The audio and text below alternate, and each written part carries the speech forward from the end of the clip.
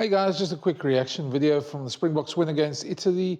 45-0, 7 tries to 0, keeping Italy scoreless, but a lot to talk about in that game in Bertha or Port Elizabeth, whichever you want to call it.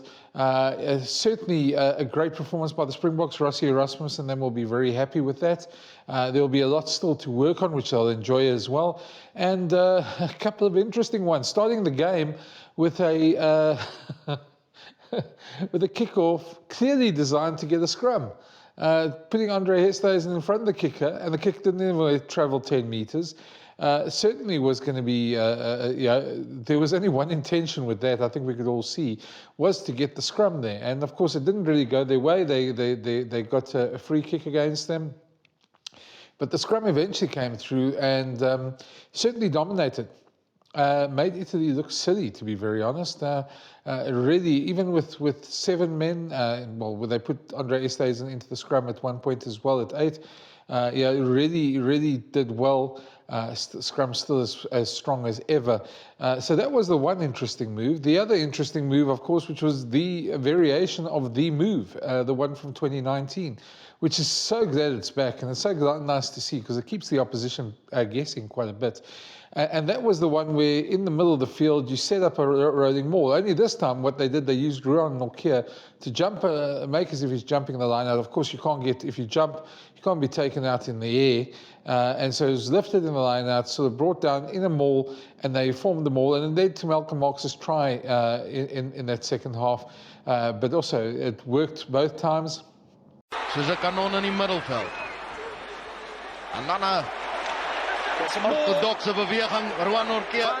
Hy het sy eie lyn staan hier in die middel van die 22. Grant Williams, Cannon Moody. Cannon Moody, pragtig, sit hy hom neer. Cannon Moody, die seun van die parel, Boland se trots.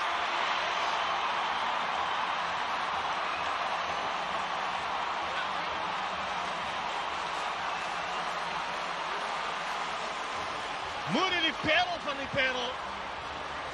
Maar wat 'n beweging, weer eens innovasie deur die bokke, maar Moody, kyk hoe sterk is die man. Hy stamp hy man af. En dan gaan hy oor, maar alles begin met die voorspelers. Die bokke is in goeie hande, Suid-Afrika. En Cannon Moody, wat fantastisch afrond. Certainly something that Rassie and them is going to keep them guessing. And there's a bit of innovation there. You can see there's a couple of things that they're trying. A couple of other ones we picked up, and we'll maybe address them in a video some other time. But just offhand, those are the two that really stood out. There's a lot more to talk about. Let's start with the big elephant in the room, Jasper Wisse's red card. Unfortunate because it robbed him of the chance to play with his brother, Kobus, who made his debut tonight. Really unfortunate and really dumb. Irritation, Tapman just saying, yep, we got that one on you, but then they want to just watch the continuation and see the actions of Jasper. Jasper is definitely not one of those guys you want to put. Oh boy.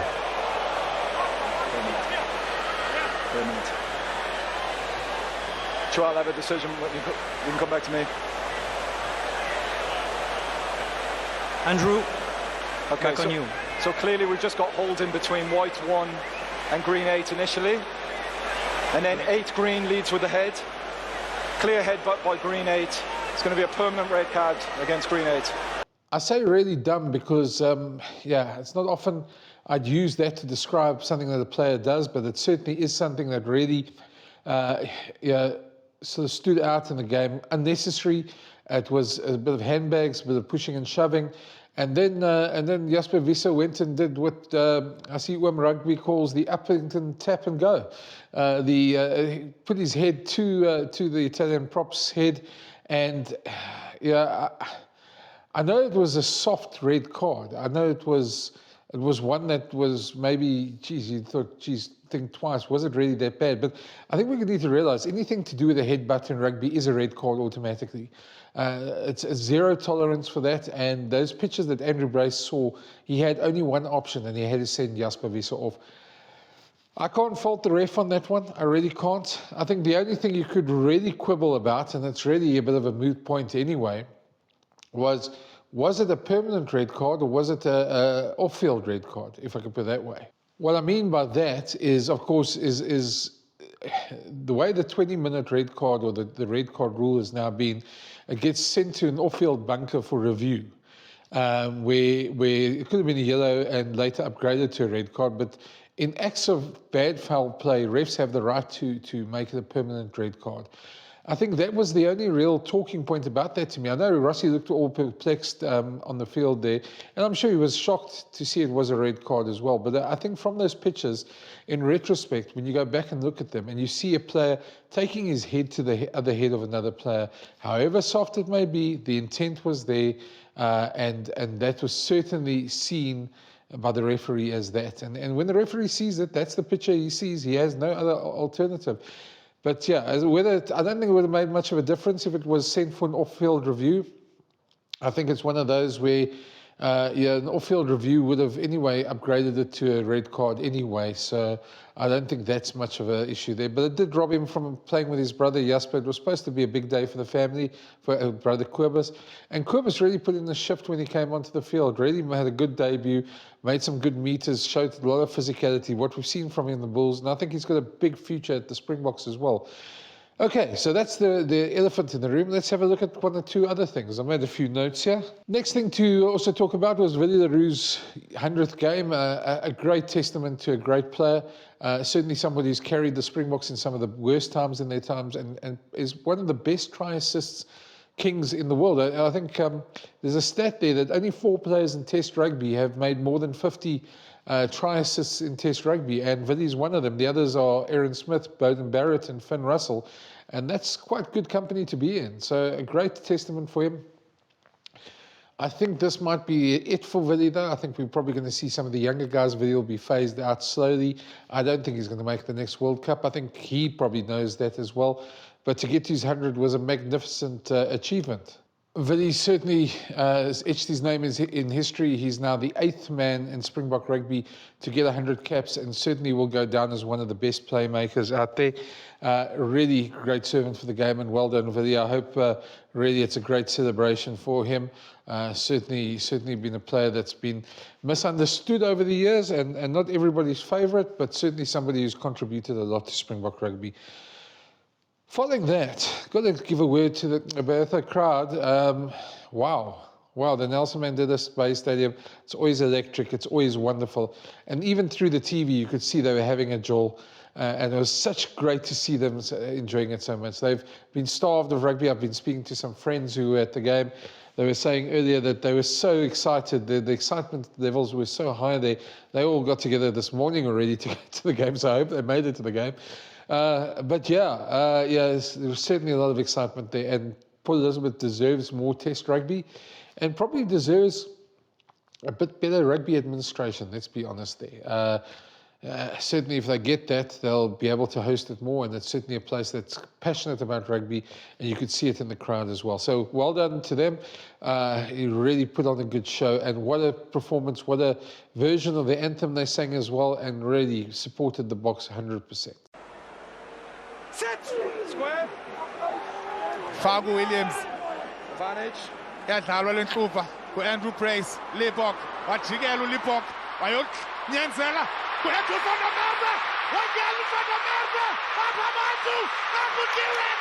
Naku-T-Rex. Naku-T-Rex. Ngena-front Williams. Ngena-front Williams. Oh, inhle man. Inhle kumapokopoko. Libbok nika ibhola nje esandleni Andrew van der Merwe ugqibela unyaka pheleyo udlala amapokopoko wathi ndiyayifuna pha wanika u-T-Rex maphimbi ngaphandle. T-Rex abafuni uba selfish pha wakhona pha umajaibana ngaphakathi sakhala ihlwele bakhala uminista bathi sebenza umhle wenze amapokopoko. So let's get to the game. I think the first thing I want to say about the game is I think this game was intended in a number of ways. There were plans, of course, to give a lot of players game time, and I think that was successful. Every player in the squad has basically got a game in the last three outings, and you'll see a couple more of them next week. Bone Fenter should be there as well. You probably see him go near thing for sure. Probably get his official cap as well. I wouldn't be surprised if that happens. So you'll see the rest of the squad. Those ones will be next week against Georgia, and then everybody's had a game in these incoming tours. That's the first thing. But I think this was designed in another way because these are the up-and-coming. A lot of these stars are the up-and-coming stars in the Springbok side. And we've got double World Cup winners. We've got a phasing out process. We've got a swapping process of younger guys wanting to get into the team, older guys not wanting to leave. And certainly after last week's performance, you sort of wondered, and I said quite publicly, I wondered if this was the start of the changing of the guard. Of course, that doesn't mean players are being thrown away. I just think that positions and sort of rankings in the team and internally might start changing. And I think after a performance like tonight's, it will definitely be the case. I think you saw a lot of good performances, players put up their hands. There were some great individual performances as well, and we'll get to some of those as well. And I think there's certainly players that will have put a lot of pressure on some of the senior players in the team, and that's what Rassie Erasmus will want. He wants competition there, and he'll want players to really, really put pressure on. Next thing I want to say is that, I don't know, maybe it's just me, and you can tell me in the comments if you agree. The backline just moves better with Grant Williams. Look, he must be easily our number one scrum off at the moment. I could easily see it. It's just so much more fluid when he's got the ball. Though at times, both him and Kobus Reinach, maybe a bit slow in the execution. Maybe the setup for the pods wasn't that good to begin with. But certainly with his speed, he offers a lot more for the Bok attack, and he asks a lot more questions. And I think that was one of the things that the Boks really enjoyed tonight. And Manie Lebok, those two together, Grant Williams and Manie Lebok, the Bok attack, backline attack, it just shines when they're on attack. So I really, really, really enjoyed the way they played. I know Manie does have his critics, but I certainly think he's probably the best attacking fly-off at the moment for the Boks. Probably Sasha might surpass him at some point, but Sasha's still got a little way to go. He's still learning. So we'll probably see Sasha playing in Mbombela at Nelspruit. So I wouldn't be surprised at that. But I think the guy under threat is probably Andre. I think you're probably going to see he's going to play the big game still this year, but he's going to be certainly be put under pressure, and there'll certainly be a lot of youngsters looking for that role as well. And he is still a clutch player. He's still, I'm not doubting him in any. He's the type of guy who loves a challenge, and he said it publicly a week ago, before the Loftus game. But certainly he's the guy who's going to come under pressure from the other two fly-offs, and that's a good position to be in. So I think that's the first thing. I think Italy tried to slow the Bok ball down, tried to flood the breakdowns. Andrew Brace was very good with that. I thought he penalised them a lot, gave 2 yellow cards in terms of that, and just repeated infringements, and certainly put the Italians a lot for that, because they tried to get away with it a number of times and they couldn't. So that was better, because I thought Holly, if the one criticism of her is that she allowed a bit of a mess at the breakdown at Loftus Versfeld. Of course, that the Boks also protected their ball a bit better as well, and certainly were up to some of Italy's tricks. They had a week to prepare. They knew what was coming, so they prepared a lot better. So I was quite impressed with the way they handled the breakdown. There's still work to be done. I think when you're playing some of the bigger teams, you're going to have to be a lot more sharp, and I think the Boks are probably going to get there. That'll be drummed into them. The scrum was good. The line-out, good until the second half, and then there were some overthrown lineouts. It wasn't perfect. I thought Ron Nakir was very good in that. I thought his role, he's a quiet guy. He puts the work in. Certainly was good for me today. I thought Salman Marat had up and down game, a couple of penalties he gave away unnecessarily, but otherwise did some good work around there. No qualms with the front row. Malcolm Marx remains a beast. And that front row and that pack just scrummed Italy into the ground. Thomas wena zize kwanye ngalamaqhinga kaDokotela uRas mhlambi uthi uOx nguyena umuntu onecebo lezi scrum. Set. Square. Yo, Ox ufika square mfondini. U-Ox ufika square. Thiza yakhutshwa le ntuva. Libok. Leroux. Khathiwe le bola. Edwin van der Merwe ufaka uxinzelelo. Edwin van der Merwe uyiqaqa. Edwin van der Merwe. Yeyesibini. Yeyesibini ka-Edwin van der Merwe. U-Ox itshe ingxaki. Ingxaki. Uritsago Patitswe. Ebeseyiqala ubanda lo mdlalo Dlamini. Wathi uVillarreal uba ukhona Edwin van der Merwe awuyeki uleqa ibhola yebhoxo kaZiza ayinazigqibo. Wathi uEdwin mna ngizawuhlala ndinyamezele embusweni ngayifumana le try yami yesibini. Sebenza omhle wenziwe Edwin van der Merwe. Okay, so then we look at some of the other players' performances, and I'm just going to, these aren't player ratings, these are just general impressions. I might have missed something, so don't take them, take them with a pinch of salt if you feel somebody played better. And please tell me in the comments if I missed something. I really appreciate it.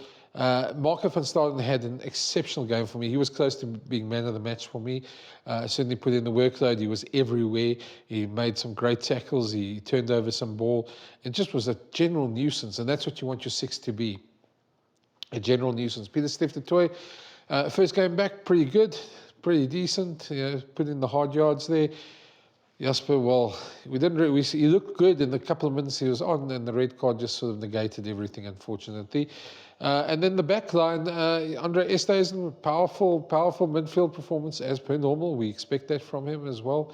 I'm trying to think now. Yeah, I mean, he transitioned between 8 and 12 a couple of times, and that was pretty good when the box needed him. So he's certainly the bit of a Swiss Army knife that they need. Over there, Caden Moody, the try he scored just showed his physicality and how he can play. And he's certainly one of the guys. We didn't see him much in the air, but he certainly had a good game. And that first try that the box scored for Edwin van der Merwe in the corner there, was it Edwin? No, it wasn't Grant Williams. Sorry, Grant Williams. What am I saying? Grant Williams. Edwin scored 2 tries, but the first try was Grant Williams' one. It was just a superb move, and that's going to be studied by opposition coaches ahead of the Rugby Championship for sure. So much movement behind the ball, and that was great to see. Edwin van der Merwe waited 13 months for his second test, scored 2 tries. But if he tried his second one, but the French TMO gave it. Same as he gave Jan Hendricks one, which was also a bit touch and go. I wouldn't have been surprised if they didn't give it, but they gave it. I suppose that's maybe a hometown decision there. And Vinny wasn't bad. A couple of his things didn't come off, but the ideas were good. So I don't think he had the best game, but he also didn't have the worst game. So and in Vinny's case, we've seen both of those before as well. So I really thought for the occasion, I was so glad he got through it as well, and exceptional to watch. So yes, Italy, well, I think week on, the box prepared a lot better. And as we saw the All Blacks with France this morning, certainly had that extra week against a team like that, sort of just put those plans they put into place really paid off. And Italy didn't have much to do. They still had a couple of players that stood out. Menoncello was good. Nicola Cannoni, the captain, was good. The 7th flank was very good. I can't remember his name off the top of my head right now, although you guys are going to probably give me some grief for that. But he was exceptional. He was probably their best player. But I just think totally outclassed when you score 0 against a team with 14 points. Box had 66% possession. They didn't allow Italy to really get a foothold like they did last week, which was really pleasing to see. Okay, so what now for Georgia? Well, Georgia poses a bit of a different prospect. They're a lot more physical. They are a team that aren't on the top of their game. They lost quite badly against Ireland 2 weeks ago. They lost against the Cheetahs on Friday night, and I think the Boks will be not too worried about the team they put out against them. They'll want to give a couple of guys extra tests. So I think we're going to see a very young and inexperienced team, littered with a few World Cup stars as well, get guys back in shape. But I certainly think that this performance against Italy in Port Elizabeth has set the standard now for the Boks. That's where they want them to play, and probably not quite the standard just yet, because they know they're going to have to update standard by the time they get to the Rugby Championship. So a good performance, a great performance from the Boks. 7 tries you should never scoff at, and some big players putting their hands up, should I say, and placing some pressure on the older guys. So that's what we want. So all in all, a great performance. Very happy. Jan-Hendrik Wessels feeds the line out. Can the Springboks keep this one together? Yet another penalty advantage to the green and gold, and Reinach set it free for Andre Esterhuizen. Libbok sent it to Sesha Feinberg and Gomezulu. Makazama Pimpi with the most popular try of the evening.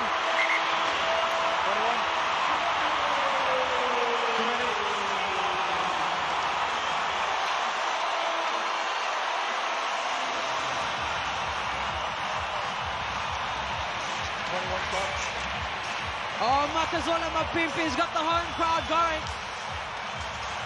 They love him here, but this is what we spoke about, just getting structure back into the game.